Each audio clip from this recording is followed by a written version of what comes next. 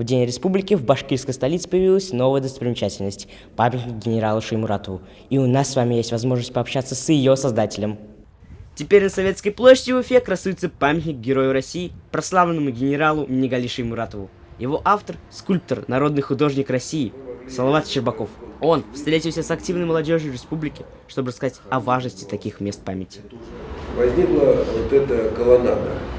Вот эта идея Ради Фаридовича просто лично, потому что он очень изучал архитектуру и мировую, и в Вене, и в Будапеште. Перед Салаватом Александровичем стояла комплексная работа – скульптурная, образная и архитектурная. Важно было, чтобы памятник вписался в атмосферу города, не был для него чужим. По словам автора, памятник отражает мировую классику, советскую эпоху, в которой жил Шаймуратов, и его башкирские корни.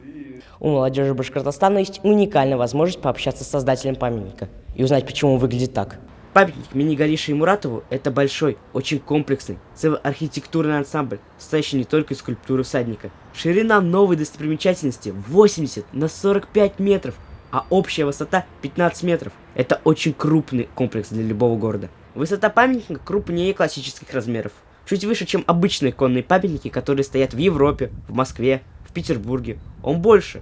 Сам всадник размером приближен к Салавату Юлаеву, который является одним из крупнейших в Европе. Постамент и колонны изготовлены из родного башкирского гранита. Все материалы натуральные – гранит, бронза, мрамор. Отливали саму скульптуру в 3 литейных предприятиях Москвы и Подмосковья. Хотя обычно бывает только в одном. Но здесь был короткий срок и большой объем. Ушло более 40 тонн бронзы. Готовый памятник в башкирскую столицу везли автомобильным транспортом. Вначале думали, как памятник Салавату Юлаеву, по воде, но по реке оказалось везти дольше и сильно дороже. Поэтому везли по суше. Из-за этого пришлось доставлять частями и собирать на месте, потому что не умещалось под мостами.